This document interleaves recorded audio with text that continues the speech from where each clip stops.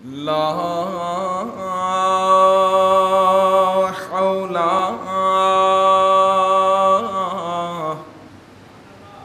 ولا قوة إلا بالله العلي العظيم. أعوذ بالله من الشيطان الرجيم. بسم الله الرحمن الرحيم.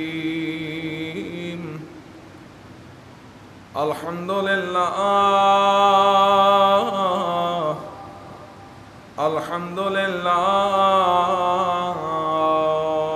الذي هدانا لهذا وما كنا لنهتدي لولا أن هدانا الله. لقد جاءت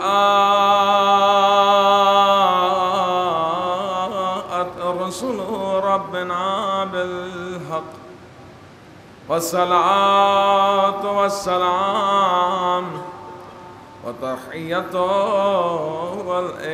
والإكرام على سيد الأنبياء والمرسلين وأشرف الأولين والآخرين سيدنا ونبينا وشفيع ذنوبنا وطبيب قلوبنا مولانا ومقتدانا بالقاسم محمد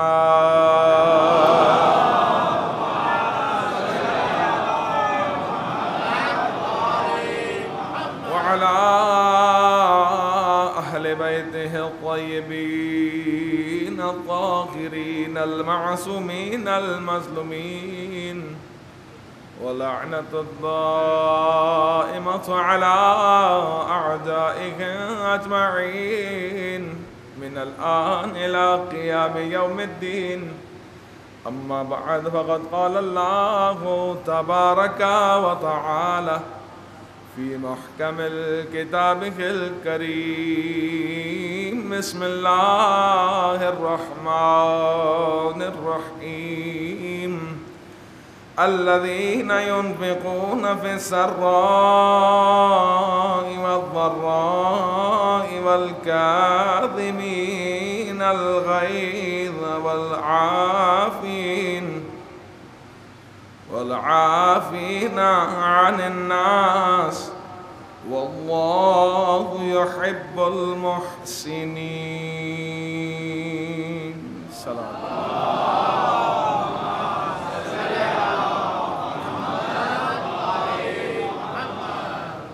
تمام تعریفیں اس ذات پروردگار کے لیے جو تمام عالمین کا رب ہے، جو تمام مخلوقات کا خالق ہے، جو ہم سب کا مالک ہے.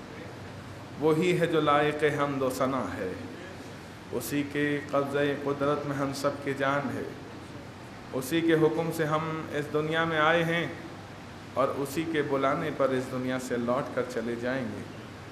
اور تمام درود و سلام اللہ کی ان مقدس ترین ہستیوں پر کہ جو وجہ تخلیق کائنات ہیں، کہ جنہیں ذات پروردگار نے فقط انسانوں کے لیے ہی نہیں بلکہ عالمین کے لیے شمع ہدایت بنا کر بھیجا ہے.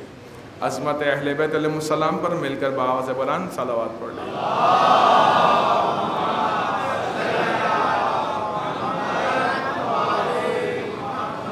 السلام علیکم ورحمۃ اللہ وبرکاتہ.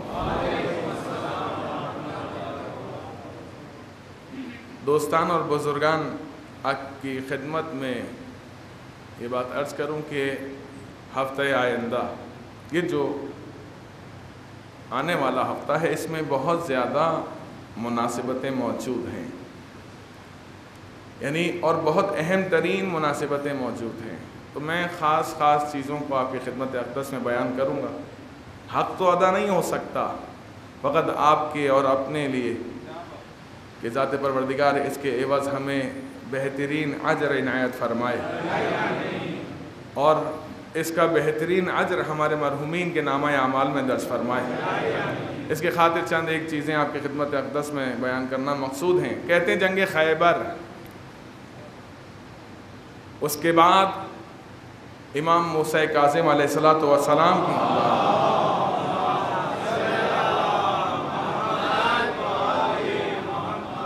امام کا روز شہادت ہے. پھر اسی ہفتے میں شب معراج اور عید مبعث اور وہ تاریخ کے جس تاریخ کو امام حسین نے مدینہ چھوڑا اسی ہفتے میں. تو بہت ساری مناسبتیں، لہٰذا اختصار کے ساتھ آپ کی خدمت میں چند ضروری آرائز. عزیزان محترم، خیبر ہم جو سمجھ رہے ہوتے ہیں یا ہم لوگ آج تک جو سنتے آ رہے ہیں، ہمارے ذہنوں میں سوائے ان افراد کے جو وہاں گئے ہیں، اس مقام پر گئے ہیں دیکھنے کے لیے، زیارتی مقام پر، ہمارے ذہنوں میں یہ ایک تخیل آتا ہے، ایک تصویر آتی ہے جب بھی ہم خیبر کا تذکرہ سنتے ہیں یا کرتے ہیں. فتح خیبر کے حوالے سے آپ کی خدمت میں بیان کر رہا ہوں. تو ہمارے ذہنوں میں یہ تصور آتا ہے کہ شاید کسی قلعے کا نام ہے، کسی محل کا نام ہے، کوئی محل ہوگا، کوئی قلعہ ہوگا. جبکہ مدینے سے جو راستہ شام کی طرف جا رہا ہے شارع تبوک کے ذریعے سے، اس پر مدینے سے 165 کلومیٹر کے فاصلے پر یہ مقام ہے. ٹھیک، اس مقام کا جو مرکز ہے، مرکزی جگہ ہے اس مقام کی، اس کو شریف کہا جاتا ہے. اچھا، جو بات جوانوں کے لیے عرض کر رہا ہوں کہ جن کے ذہنوں میں تصور ہوتا ہے کہ شاید کسی قلعے کا نام ہے، کیونکہ ہم سنتے ہیں، نعرہ بھی لگاتے ہیں، قلعہ خیبر کو اکھاڑ دیا، در خیبر کو اکھاڑ دیا. تو یہ چیزیں جوانوں کے لیے بھی عرض کر رہا ہوں کہ وہ توجہ سے سماعت فرمائیے کہ در حقیقت یہ ایک بہت بڑی وادی، ایک بہت بڑے ایسے علاقے کا نام ہے، علاقہ ہے یہ خیبر، کہ جہاں بہت سی وادیاں ہیں، ہرے بھرے باغات ہیں، کھیت ہیں، جہاں زیادہ تر باغات کھجوروں کے ہیں، کھجوروں کی آمدنی وہاں بہت زیادہ ہے. ایک بہت وسیع رقبے پر پھیلا ہوا یہ علاقہ ہے کہ جس میں بہت ساری وادیاں ہیں، بہت سارے قلعے ہیں. بہت سارے قلعوں کا جو مجموعہ ہے اور ان وادیوں کے مجموعے کو خیبر کہا جاتا ہے. تو در حقیقت یہ چند قلعے جن میں نام خاص کر جو آتا ہے وہ قلعہ قموس کا آتا ہے، کہ جس کو قلعہ مرحب بھی کہا جاتا تھا، جس کی ذمہ داری مرحب کے پاس تھی. اور بھی بہت سارے تھے قلعے، لیکن میں خاص کر چونکہ وقت کی تنگی ہے لہٰذا میں محدود چیزوں کو بیان کر رہا ہوں، خاص چیزوں کو آپ کی خدمت میں. تو یہ جو مقام تھا خیبر، یہاں تک کیوں جانا پڑا رسول اللہ کو؟ اس کی وجہ یہ بنی کہ کچھ لوگ تھے جو کہ خیانت کار تھے، یہودیوں میں سے مدینے میں آباد تھے. تو یہ تمہیدیہ بتا رہا ہوں کہ جس کی وجہ سے جو اسباب بنے کہ خیبر کے مقام پر جنگ ہوئی یہودیوں اور مسلمانوں کے مابین. تو کہتے ہیں کہ وہ خائن یہودی کہ جنہوں نے خیانت کی، اللہ کے رسول نے مدینے سے ان کو باہر نکال دیا. جب ان کو باہر نکالا تو یہ جا کے خیبر میں رہنے لگے اس علاقے میں، اور وہاں کے کچھ قبائل کو جو ہے گمراہ کر کے عرب قبائل کو اپنے ساتھ کر لیا اور رسول اللہ خدا کے اور اسلام کے خلاف سازشوں میں مصروف ہو گئے. جب اللہ، اچھا دیکھیں کمال، دیکھیں ہم آج تک یہ سنتے آ رہے ہیں کہ خیبر کا خاتمہ علی کے ہاتھ سے ہوا، یعنی خیبر کی جنگ کا خاتمہ علی نے مرحب کو، مولا کائنات علی ابن ابی طالب علیہ السلام نے، اللہم صلی علی، ہم سنتے ہیں کہ مولا نے خیبر کو جو در تھا اس کو اکھاڑا اور مرحب کو پچھاڑا اور یہ ساری باتیں، اور خاتمہ جو جنگ کا ہوا، اتنے عرصے جو جنگ رہی کئی دنوں تک، وہ مولا علی کے ہاتھ سے ہوئی. عزیزان، اس کی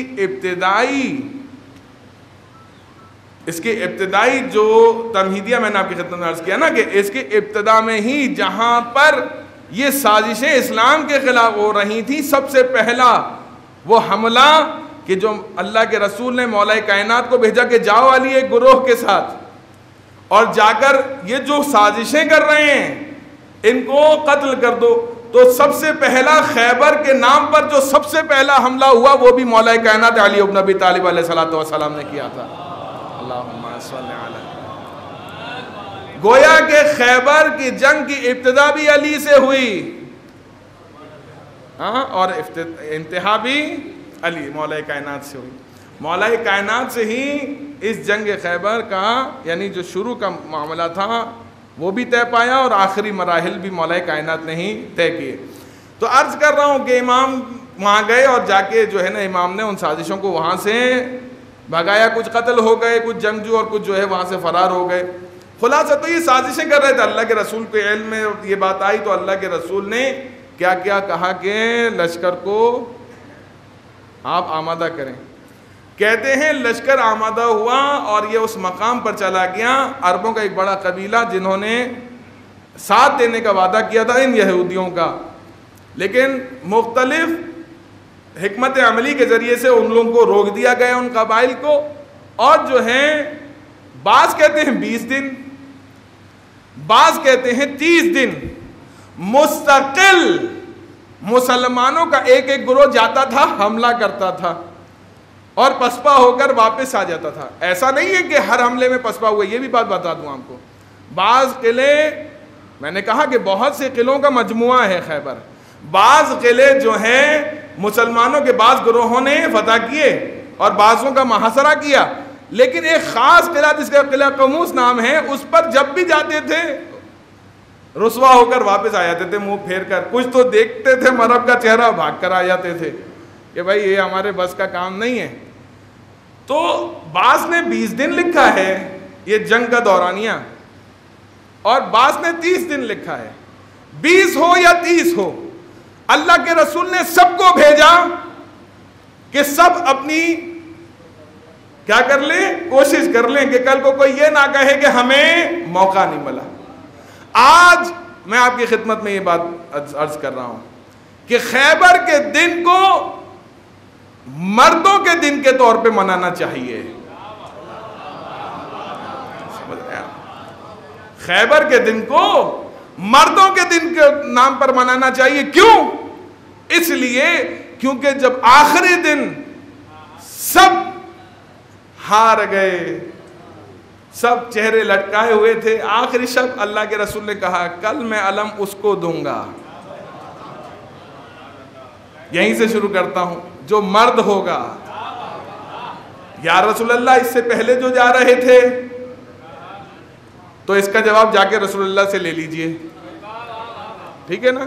ہم کہیں گے تو کہیں گے جسارت کر رہے ہیں، اس کا جواب جا کے رسول اللہ سے لیجئے۔ رسول اللہ نے کہا جو مرد ہوگا قرار ہوگا، غیر فرار ہوگا۔ یعنی اس کا مطلب کیا ہوا کہ کچھ فرار تھے، کچھ تو مانیے، ورنہ رسول اللہ کو یہ کہنا کیوں پڑتا کہ قرار ہوگا غیر فرار ہوگا؟ یعنی اللہ کے رسول دیکھ رہے تھے کہ بھاگتے ہوئے لوگوں کو، تو یہ کہنا پڑا کہ قرار ہوگا، خدا کو دوست روکتا ہوگا، خدا اسے دوست رکھتا ہوگا اور خدا اس کے ہاتھ پر فتح عطا کرے گا۔ عزیزان محترم، تاریخ نے یہی لکھا ہے آشو بے چشم۔ بہرحال آپ کی خدمت میں بیان کر رہا ہوں تاریخ کو، نقل کفر نباشات کی بنیاد پر امیر کائنات کو طلب کیا۔ 165 کلومیٹر کا فاصلہ ہے، اور آج کل کی تیز ترار وسائل نہیں تھے۔ مدینے سے 165 کلومیٹر کا فاصلہ، لیکن جو ہی اللہ کے رسول نے فرمایا ناد علی، جو ہی مولا کائنات کو ندا دی، پکارا، مولا کائنات حاضر ہو گئے۔ ٹھیک ہے عزیزان محترم، مولا کائنات جو ہی حاضر ہوئے، اللہ کے رسول نے آپ کے ہاتھ میں وہ علم دے دیا۔ خلاصہ اپنی گفتگو کا یہاں پر اس چیز کو خلاصہ کروں، ساری جنگ کا احوال بڑا لطیف ہے، لیکن فقط ایک بات بیان کر رہا ہوں کہ وہ قلعہ قموس جس کو قلعہ مرحب بھی کہا جاتا تھا، ایک ہی وار میں مرحب کو 2 حصوں میں تقسیم کیا۔ کہتے ہیں کہ وہ جو ہم سنتے ہیں مولا کائنات نے دروازے کو اکھاڑا، وہ قلعہ قموس کا دروازہ تھا، جو ہی امام جنگ کر رہے تھے ایک یہودی نے بڑھ کر حملہ کیا جس سے امام کی ڈھال زمین پر گر گئی. لوگ تذکرہ کرتے ہیں مسلمان بڑے بڑے لوگوں کا کہ اونٹوں کو اپنی ڈھال بناتا تھا, لیکن علی کے تذکرے کو بھول جاتے ہیں کہ علی کی ڈھال گر گئی تو علی نے قلعہ قموس کے دروازے کو ڈھال کے طور پر استعمال کیا. ایسا نہیں تھا کہ مولا کائنات دروازہ کھولنا چاہ رہے تھے تو وہ ہاتھ میں آ گیا یا اس طرح, نہیں, ڈھال گر گئی تھی امام علی علیہ السلام کے ہاتھ سے, تو امام علی علیہ السلام نے ڈھال کے طور پر خیبر کے در میں انگلیوں کو گاڑا اور خیبر کے در کو اٹھایا. آپ جانتے ہیں تاریخ کہتی ہے کہ جب مولا کائنات نے اس دروازے کو زمین پر پھینک دیا 40 سے 70 افراد بیان ہوتے ہیں کہ جو اس کو حرکت دینے کے لیے آگے بڑھتے تھے. اب اندازہ لگائیں کیا کمال ہے مولا کائنات کا. اب اندازہ لگائیں ایسے شجاع ترین انسان تو کیوں نہ ہو وہ ہمارے آقا و مولا کہ جسے اللہ نے با کمال بنایا ہو. خیبر کا معرکہ ہوا.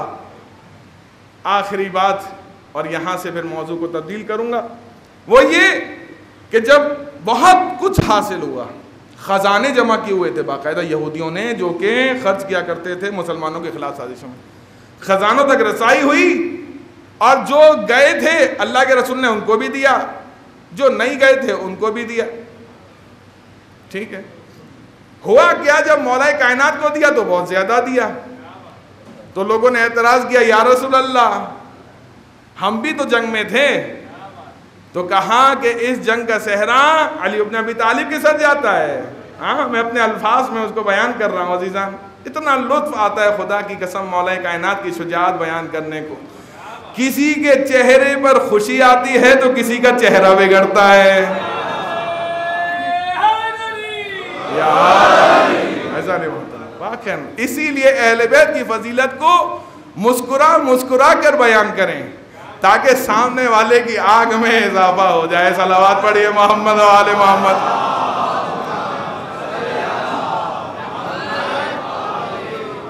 ایسا کہا رسول اللہ نے, 12 رسول اللہ نے تقسیم کر دیا. آج مثلا کوئی آپ سے پوچھے بھائی یہ کیا بات ہوئی کہ علی کو اتنا مل گیا, تو آپ ان سے کہیں کہ وہ جملے یاد ہیں رسول اللہ کے کہ میں علم کسے دوں گا, مرد کو دوں گا, مرد کا حصہ عورت سے. صلوات پڑھیے محمد و آل محمد پر.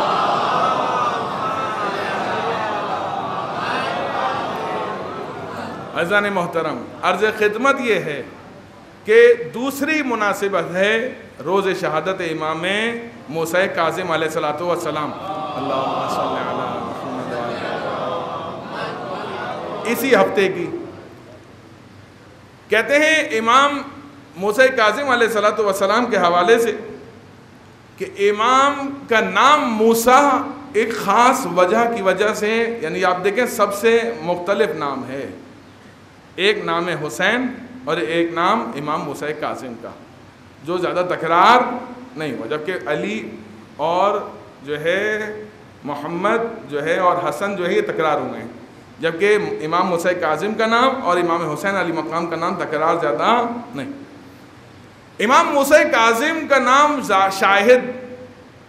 شاید کہتے ہیں اس لیے موسیٰ رکھا گیا کہ پروردگار نے 2 مثالیں بیان کرنا مقصود تھی خدا کی طرف سے. قرآن میں حضرت موسیٰ جو کہ کلیم اللہ نبی اللہ ہیں ان کی ایک صفت بیان ہوئی ہے غضبان. ٹھیک ہے, بہت زیادہ مطلب غصہ کرنے والے, جلال رکھنے والے, فلاں, یہ ساری چیزیں. یہاں پہ بڑے لطیف نکات ہیں لیکن انشاءاللہ کسی اور موقع پر فقط چند چیزیں بیان کرنا مقصود ہیں. چونکہ کہتے ہیں کہ اللہ نے جناب موسیٰ کی صفت کو کیا قرار دیا, غضبان. تو ایک موسیٰ نبیوں میں رکھا کہ جن کی صفت کو قرار دیا غضبان, اور ایک موسیٰ آل محمد میں قرار دیے کہ جن کی صفت کو پروردگار نے کیا قرار دیا, کاظم الغیظ, غصے کو پی جانے والے. تاکہ دونوں مثالیں سامنے آ جائیں کہ اگر نبوت میں دیکھنا ہو غضبان کیسے ہوتے ہیں موسیٰ کلیم اللہ کو دیکھیں، اور اگر امامت میں کاظم الغیظ کو دیکھنا ہو تو موسیٰ کاظم کو دیکھیں، دونوں شخصیت. یعنی اس کا مطلب یہ ہوا کہ غصہ کرنا بھی بعض مقامات پر جائز ہے، بلکہ جائز نہیں، عبادت ہے. دین کے مقابلے بعض لوگ سمجھتے ہیں، کہتے ہیں غصہ کرنا جناب حرام ہے اپنی نفسانی خواہشات کی تکمیل کی خاطر. لیکن جب معاملہ دین کا آ جائے تو پھر دین کے معاملے میں اگر انسان جذباتی ہو جائے، غصے میں آ جائے، تو پھر دین کے معاملے میں اہل بیت علیہ السلام کی محبت میں اہل بیت کی کوئی توہین کرے اور کوئی غصہ نہ کرے، ہاں تو وہ ہرگز حرام نہیں، بلکہ وہ ثواب رکھتا ہے، عبادت شمار ہوتا ہے کہ جو دین کے لیے غصہ کرے. لہٰذا جو لوگ یہ تصور کرتے ہیں کہ ہم غصہ کرنا حرام ہے ہر معاملے میں، نہیں، ہر معاملے میں نہیں. ذاتی معاملات میں، ذاتی خواہشات میں انسان غصہ کرے تو وہ جائز نہیں، کیونکہ غصے میں انسان کی عقل زائل ہو جاتی ہے. لیکن اگر انسان دین کے معاملے میں غصہ کرے تو پروردگار غصہ کرنے والے کو حکمت اور تدبیر عطا کرتا ہے. سمجھ رہے ہیں آپ؟ پھر کہتے ہیں کہ ایک شخصیت امام موسیٰ کاظم علیہ السلام کی کیا قرار دیا امام کو؟ کاظم الغیظ. یہی آیت جو میں نے آپ کی خدمت میں تلاوت کرنے کا سورہ آل عمران کی آیت نمبر 134 کیا ارشاد فرما رہا ہے؟ ترجمہ تیزی سے بیان کر کے جا رہا ہوں کیونکہ سرنامہ کلام میں خطبے میں اس آیت کو تلاوت کیا. کہتے ہیں ان متقین کے لیے جو خواہ آسودگی میں ہو یا تنگ دستی میں ہو، تنگی میں ہو، ہر حال میں خرچ کرتے ہیں. مومن کی صفت بھی بتا رہے ہیں اور آل محمد کا کردار بھی، کہ آل محمد چاہے غربت کے حالت میں ہو، چاہے کسی اور حالت میں ہو، ہر حال میں انفاق کرتے ہیں، خدا کی بارگاہ میں لوگوں کو عطا کرتے ہیں. پھر اس کے بعد کہتے ہیں کون کہ جن کے لیے بڑی اس سے پہلے والی آیت جو ہے کہ جن کے لیے پروردگار نے جنت کو قرار دیا ہے، ان کے لیے بڑے مراتب کو قرار دیا ہے. کون ہے وہ افراد؟ وہ افراد کہ جو قرآن کہتا ہے کاظمین الغیظ، غصے کو پی جانے والے ہیں. غصے کو پی جانا یہ کس کی صفت ہے؟ یہ متقین کی صفات بیان کر رہا ہے ذات پروردگار. جو لفظ الذین ہیں یہ متقین کی طرف اشارہ ہے کہ متقین کی صفت ایک یہ ہے کہ پروردگار کیا کرتا ہے، ان میں یہ صفت پیدا کرتا ہے. جہاں اتنی صفات وہ خود اپنے اندر پیدا کر لیں تو پروردگار یہ صفت پیدا کرتا ہے کہ ان میں غصے کو پی جانے کی صلاحیت پیدا ہو جاتی ہے. اب دیکھیں کہ ایک خاتون کنیز جو امام زین العابدین علیہ السلام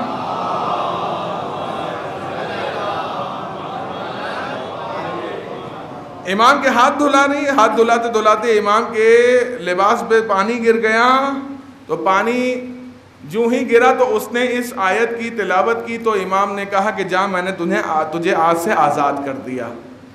تو عزیزان محترم متقین کی یہ صفت ہوتی ہے کہ وہ غصے کو، اب یہاں اگر مثلا ہم دیکھیں یہاں امام نے جو عمل انجام دیا وہ راہ خدا میں انجام دیا، لیکن جب ان کے اوپر پانی گرنا وہ ذاتی معاملہ ہو گیا تھا.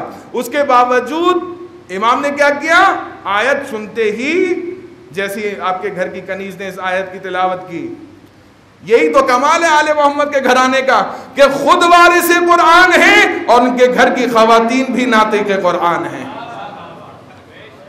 یعنی غلاموں کو دیکھیں تو وہ بھی قرآن کے علاوہ بات نہیں کرتے، اور کنیزوں کا حال دیکھا جائے تو وہ بھی قرآن کے علاوہ بات نہیں کرتے.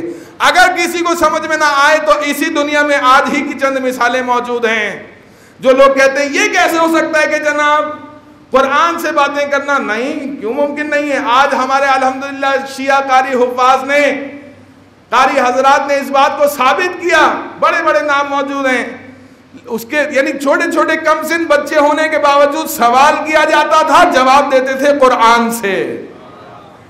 تو جب صدیوں بعد بھی آل محمد کی تعلیمات پر عمل کرنے والا اس صلاحیت کا، اس صفت کا حامل ہو سکتا ہے تو جو آل محمد کے گھر میں رہتے ہوں.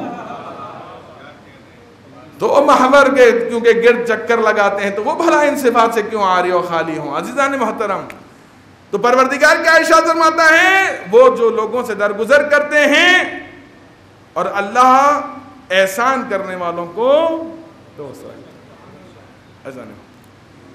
خدا کی قسم، امام موسیٰ کاظم علیہ السلام کی زندگی پہ انسان نگاہ ڈالے، آپ کی زندگی حیران کر دینے والی زندگی ہے۔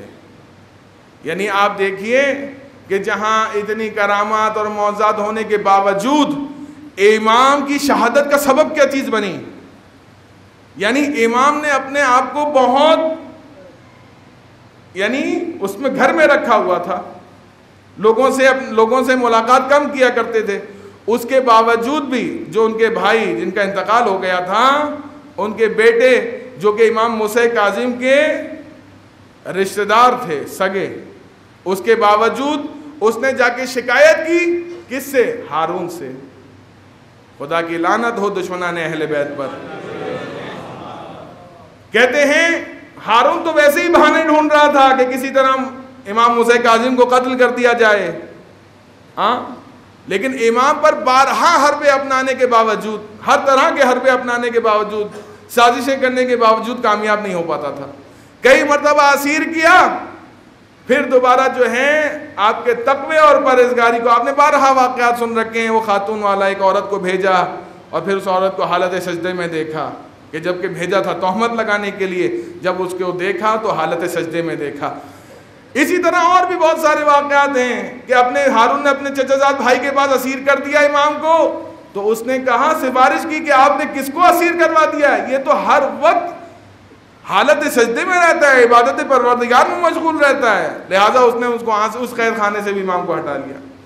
تو امام کی زندگی ویسے ہی لوگوں سے دور تھی، اس کے باوجود جو جناب اسماعیل تھے جن کا انتقال چھٹے امام کی زندگی میں ہی ہو گیا تھا، وہ جو اسماعیلیہ فرقہ آپ دیکھتے ہیں سنتے ہیں، ان کے جو بیٹے تھے وہ نالاں تھے کس سے؟ امام موسیٰ کاظم سے، کہ بھائی میرے بابا کا حق ہے، جبکہ امام نے جناب اسماعیل کی زندگی میں ہی کہا تھا، دیکھو اپنی زندگی میں ہی جناب اسماعیل کے جنازے میں کہا تھا کہ دیکھو یہ میرا بچہ جس کا انتقال ہو چکا ہے، یہ مر چکا ہے۔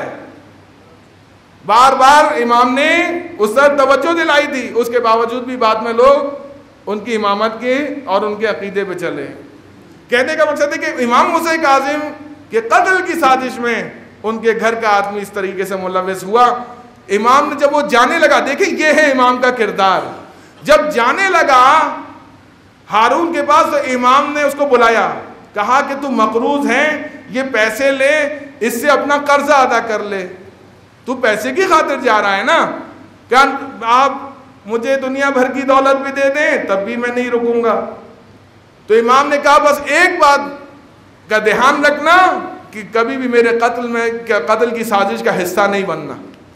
اور یہ وہیں گیا اور ہارون کے دربار میں جا کے اس نے کہا کہ مدینے کے اندر اب آپ کی حکومت نہیں ہے بلکہ امام موسیٰ کاظم کی حکومت ہے۔ اس کو برگلایا تو اس نے امام کو پھر وہاں سے بلا کر امام کو زہر دلایا۔ کہنے کا مقصد دو چیزیں بڑی اہم طلب ہیں، یعنی توجہ طلب ہیں۔ ایک بات تو امام کا نام کیا ہے؟ موسیٰ، امام کے قاتل کا نام کیا ہے؟ ہارون۔ تو کبھی بھی ناموں کے اشتباہ میں نہیں جائیے گا کہ جناب موسیٰ کے بھائی ہارون تھے، نبی اللہ تھے، ٹھیک ہے؟ ہمیشہ ناموں کے یعنی اس میں نہ جائیں، دھوکے میں نہ جائیں، اس کو دیکھیں کہ کردار کیا ہے سامنے والے کا۔ اس کا کردار ایسا تھا تو جناب موسیٰ کے لیے ان کے بھائی کو بازو بنا دیا۔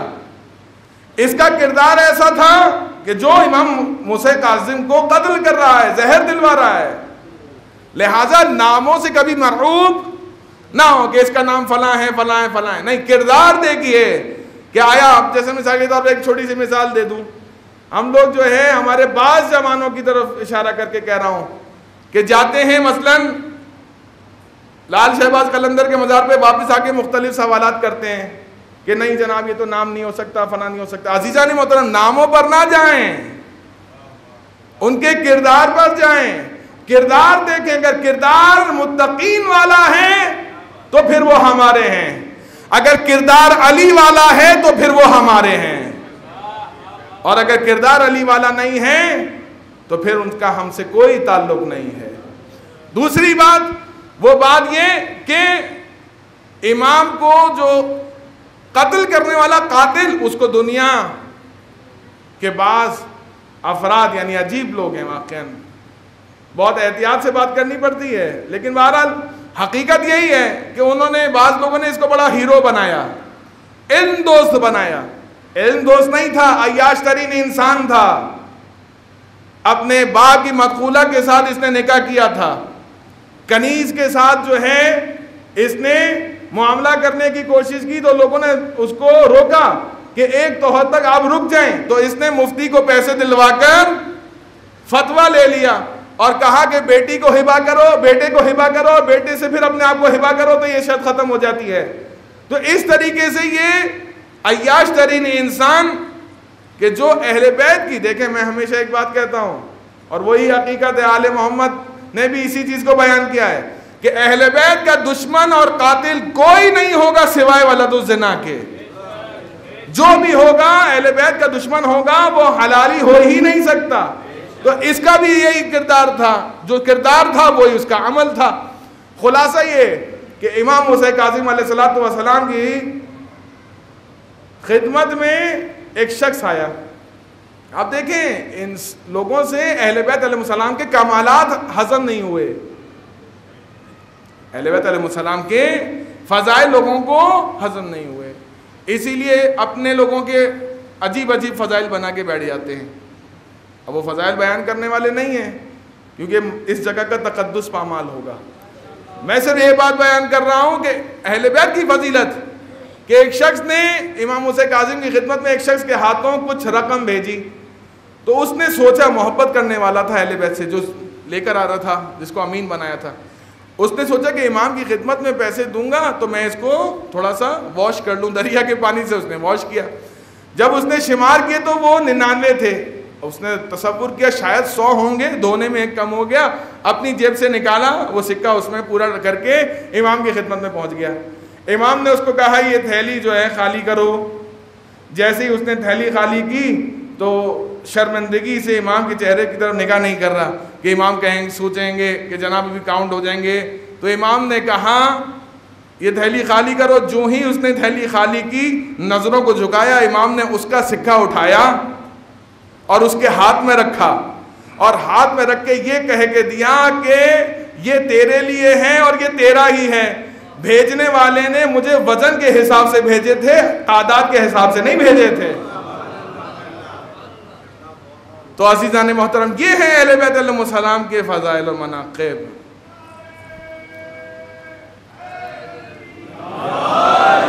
بسم اللہ الرحمن الرحیم۔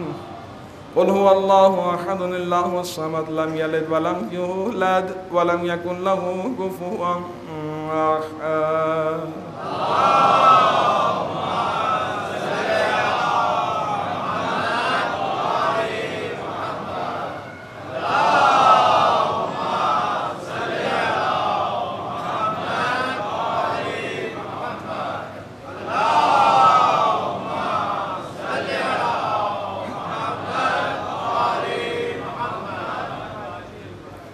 اللهم صل على محمد وآل محمد۔ اعوذ باللہ من الشیطان الرجیم، بسم اللہ الرحمن الرحیم۔ الحمد لله رب العالمين، اللهم لك الحمد بديع السماوات والأرض الجلال والإكرام، رب الأرباب وإله كل معلوم وخالق كل مخلوق ووارث كل شيء ليس كمثله شيء وهو بكل شيء محيط، الله لا إله أنت الأحد المتوحد الفرد المتفرد، وأنت الله لا إله إلا أنت الكريم المتكرم العظيم، والصلاة والسلام على محمد النبي الرحمة سيد المرسلين، وعلي بن أبي طالب سيد المسين، وفاطمة الزهراء سيدة النساء العالمين، وحسن المجتبى حجة الله على خلق أجمعين، والحسين الشهيد المظلوم ووارث أمير المؤمنين، وعلي بن الحسين زين العابدين، ومحمد بن علي باقر الأولين والآخرين وجعفر بن محمد الصادق الصديق والمقتدي بآبائه الصالحين وموسى بن جعفر الكاظم من أولاد النبيين وعلي بن موسى الرضا من برد المطلقين ومحمد بن علي الجواد ولي المؤمن وعلي بن محمد السراج المنير إمام الخاشعين والحسن بن علي سيد الأوصياء المنتجب وخلف القائم المهدي المنتظر الحجة بعد أباه على خلق المؤدي النبي وارث علم المعطين من المسيكين الذي ببقائه بقيت الدنيا وبيمنه رزق المرء وبجوده ثبتت الأرض والسماء وبي يملأ الله أرضا قسطا وعدلا كما ملئ ظلما وجورا وعجل لنا اللهم ظهوره إنه يرونه بعيدا ونراه قريبا برحمتك يا أرحم الراحمين.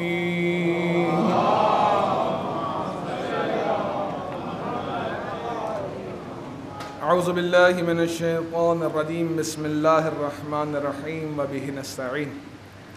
حضرات مومنین، جیسا کہ میں نے آپ کی خدمت میں شروع میں عرض کیا کہ اس ہفتے میں بہت سی جو ہے خاص مناسبتیں ہیں، تو آپ کی خدمت میں یہ بات عرض کروں کہ شب معراج اور روز بعثت بھی اسی ہفتے میں. شب معراج وہ رات کہ جس کے لیے پروردگار نے سورہ اسراء میں ارشاد فرمایا بسم اللہ الرحمن الرحیم سبحان الذی اسری بعبدہ لیلا من المسجد الحرام الى المسجد الاقصی الذی بارکنا حولہ لنوریہ من آیاتنا انہ سمیع بصیر. کیا پروردگار نے ارشاد فرمایا کہ ہم نے جو ہے اپنے حبیب کو مسجد الحرام سے مسجد اقصی کا سفر طے کیا اور اس کے بعد پروردگار نے ذات رسالت مآب کو ملاقات کے لیے عرش اولی پر بلایا. یہ جو ایک سفر ہے رسول اللہ کا، اس سفر پر سب کا عقیدہ ہے، یعنی شب معراج کا سفر. کہتے ہیں، بعض کہتے ہیں کہ روز بعثت کے چند سال بعد، بعض کہتے ہیں کچھ روز بعد، یعنی مسلمانوں اس بات پر اتفاق ہے، اور بعض کہتے ہیں ایک دفعہ، بعض کہتے ہیں کئی مرتبہ معراج ہوئی. ہم اس بحث میں نہیں جاتے، ہم فقط اس بات پر توجہ، یعنی جو خاص کر توجہ دکھائی جاتی ہے لوگوں کی طرف سے کہ آیا روحی ہوئی یا بدنی. تو عزیزان محترم، یہ انسان جیسا خود ہوتا ہے ویسے ہی دوسرے کے بارے میں گمان کر لیتا ہے. بھائی وہ وہاں کی مخلوق ہے، یہاں رہے یا وہاں رہے، صحیح ہے نا؟ وہاں کے تھے، ہماری محبت میں ذات پروردگار نے یہاں بھیج دیا. اگر پھر دوبارہ کوئی اپنے گھر چلا جائے تو کیا اس کو گھر جانے سے روکیں گے؟ نہیں، وہ ان کا گھر ہے. ٹھیک، تو اب یہ ایک عجیب بات جو لوگوں کی طرف سے آتی ہے کہ روحی یا جسمی. جناب، جسمانی طور پر، روحانی اور جسمانی طور پر آپ کو اعتراض کیا ہے؟ مثلا کہ نہیں جناب وہ اس طرح سے ہوا، وہ تو رسول اللہ کا بائی پاس بھی کروا دیتے ہیں بعض تو. ہاں، تو عجیب بات، یعنی جیسے خود ہوتے ہیں ایسے ہی دوسروں کو سمجھ لیتے ہیں، جبکہ وہ ہیں کہ جن کے مثل کوئی نہیں، وہ سب کچھ ہیں بس خدا نہیں. عزیزان محترم، خدا کی قسم، پروردگار نے بلایا، جیسے تھے، جس حالت میں تھے اسی حالت میں بلایا. یعنی وہ نور جو اس نور نے عرش سے فرش کی طرف سفر کیا تھا، اب یہ نور مجسم ہو کے فرش سے عرش کی طرف گیا، اور اللہ کے رسول کو اپنے پاس بلایا اس حالت میں کہ آپ کے سر پہ امامہ ہے، دوش پر عبا ہے، پیر میں نالین مبارک ہے. ہمارے بھائی الحمدللہ اتنی معرفت رکھتے ہیں کہ جانتے ہیں کہ نالین مبارک کی کیا اہمیت ہے، اور ہم ان کے عقیدے کو سلام کرتے ہیں. جو چیز پیروں میں ہو رسول اللہ کے، جو چیز رسول اللہ کے پیروں میں ہو اس سے اتنی عقیدت کہ اس کو سروں کے پر تاج کے طور پر لگاتے ہیں، اپنے اماموں میں، اپنے سینوں پر لگاتے ہیں. جو پیروں میں ہو اس سے اتنی عقیدت اور جن کو کاندھوں پر بٹھا کر سواری کرائی ہو.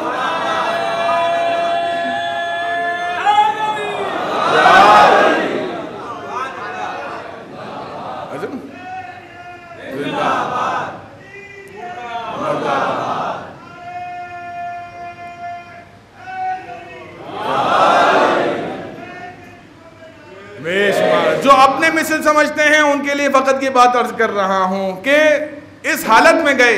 ایک مقام آیا وقاب قوسین ادنیٰ کی منزل جب آئی, جبرائیل رک گئے. اللہ کے رسول نے کہا کیوں؟ کہا اس سے آگے بڑھوں گا تو باروں پر جل جائیں گے. یہ تاریخ مسلمانوں نے لکھی. اس کے بعد لکھا کہ رسول اللہ آگے تنہا گئے, یعنی اسی حالت میں گئے. سر پہ عامہ, دوش پروت, پیر میں نالین مبارک. جہاں جبرائیل کی حد ختم ہو رہی ہے وہاں سے رسول اللہ کے نالین کی حد شروع ہو رہی ہے. رسول اللہ کے نالین کی حد یہ ہے کہ جبرائیل رک جائے, وہ آگے بڑھ جائے. تو پھر تمہیں علی کی آواز پر تکلیف کیوں ہوتی ہے؟ پھر تم اس بات پہ اعتراض کیوں کرتے جناب علی کے لہجے میں کلام کیا؟ درخت سے قرآن کہتا ہے کلیم اللہ سے قرآن میں ہے کہ درخت کے ذریعے سے کلام کیا. اس پر اعتراض نہیں, جہاں علی کا نام آ جائے وہاں پیٹ میں مروڑ پیدا ہو جاتے ہیں. عزیزان محترم, مسئلہ کیا ہے؟ مسئلہ رسول اللہ سے محبت کا نہیں ہے, علی سے بغض کا ہے. علی سے بغض کا ہے. عزیزان محترم, لہٰذا یہ بات یاد رکھیے کہ پروردگار نے یہ شرف بخشا تو اس چیز کو ہمیں سمجھنا چاہیے کہ جو چیز رسول اللہ سے نسبت کر گئی آپ اس کو اتنا عقیدت کے ساتھ مانتے ہیں ہم سر آنکھوں پر, لیکن ان کو بھی تو پھر مانیے کہ جن کو اپنے آغوش میں لٹایا ہو, دوش پر سواری کرائی ہو, دوش پر سوار کرا کر بتوں کو گرایا ہو. عزیزان محترم, چونکہ وقت ختم ہو گیا لہٰذا صرف اتنی بات سن لیجئے کہ شب معراج اور عید مبعث وہ ایک جملہ بس کہوں گا عید مبعث پر کہ ہم وہ نہیں کہ جو یہ کہتے ہیں کہ 40 سال ایسے ہی گزار دیے, اعلان نبوت کے بعد نبی ہوئے. نہیں, ہمارا عقیدہ یہ ہے کہ محمد رسول اللہ تب بھی نبی تھے, اور یہ باقاعدہ حدیث ہے, تب بھی نبی تھے کہ جب آدم اس وقت کس کے مراحل میں تھے. یہ ہمارا عقیدہ ہے. عزیزان محترم, وہ اور ہیں کہ جنہوں نے کہا کہ جناب ان کے آباء و اجداد کے اوپر خدا رحم کرے, کفار کے لیے مطلب دعا نہیں کر سکتے. ایک بات بالکل واضح, عید مبعث یعنی جوانوں کے لیے ایک جملہ عرض کروں فقط, وہ یہ کہ عید مبعث رسول مبعوث بے رسالت نہیں ہوئے تھے, رسول نے اعلان رسالت کیا تھا, اعلان نبوت کیا تھا. میں نبی تھا جب کچھ نہیں تھا, میں نبی تھا, اور آج سے میں اعلان نبوت باقاعدہ کر رہا ہوں. ٹھیک ہے, تو اعلان نبوت کرنا اور ہے, نبی کا نبی ہونا, اس مقام اور مرتبے فائز ہونا اور ہے. فقط اس کے بعد ایک جملہ یہ, اور ساتھ ہی یہ بات عرض کروں کہ بڑی عجیب تاریخ تھی مولا حسین کے لیے 28 رجب کی تاریخ, کہ وہ مدینہ کہ جس میں رانا رسول اللہ کے کاندھوں پر سواری کیا کرتے تھے, مدینے کی گلیوں کو تنگ کر دیا گیا, مدینے میں سازش کی گئی امام حسین کو قتل کرنے کی. ایک جملہ مصائب کا فقط آپ کے ایک آنسو بھی نکل آیا تو سیدہ آپ سے راضی ہوں. عزیزان محترم, کہتے ہیں کہ 28 رجب کو حسین جوان تھے. امام حسین ضعیف نہیں تھے, بال سیاہ تھے, چہرے پر رونق تھی, سینہ چوڑا تھا. حتیٰ کہ کہتے ہیں کہ جب علی زین العابدین ساتھ چلتے تھے تو لوگ سمجھ نہیں پاتے تھے کہ کون حسین ہے, کون علی ابن الحسین ہیں. عالم یہ تھا حسین کو کس غربت نے بوڑھا کیا. حسین کو دیکھیں, بوڑھا کون ہوتا ہے؟ جس کی بینائی چلی جائے. بوڑھا کون ہوتا ہے؟ جس کی کمر جھک جائے. بوڑھا کون ہوتا ہے عزیزان محترم؟ جس کے سر کے بال سفید ہو جائیں, اسی بوڑھا کہتے ہیں نا. لیکن 28 رجب کو حسین بوڑھے نہیں ہوئے تھے. حسین کو بوڑھا کس نے کیا؟ حسین کو بوڑھا کیا علی اکبر کی شہادت نے. علی اکبر شہید ہوئے, آنکھوں کی بینائی چلی گئی. عباس شہید ہوئے, کمر جھک گئی.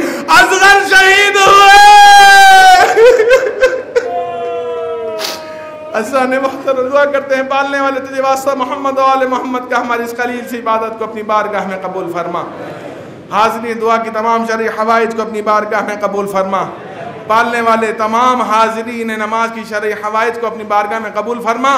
ہم سب کے ہمارے والدین کے گناہوں کی مغفرت فرما. پالنے والے تجھے واسطہ محمد و آل محمد کا حاضرین نماز میں جو بھی کرائے کے مکانوں پر زندگی گزار رہے ہیں ان کو اپنے ذاتی مکان میں رہنا نصیب فرما. رب کائنات اس عبادت کا جملہ عبادات اور دعاؤں کا بہترین اجر و ثواب ہمارے اور ہمارے مرحومین کے نامہ اعمال میں درج فرما. پالنے والے اپنی آخری حجت کے ظہور میں تعجیل فرما. ہمیں امام کے ادنا ترین غلاموں میں شمار فرما. ان اللہ و ملائکتہ یصلون علی النبی یا ایھا الذین آمنوا صلوا علیہ وسلموا تسلیما.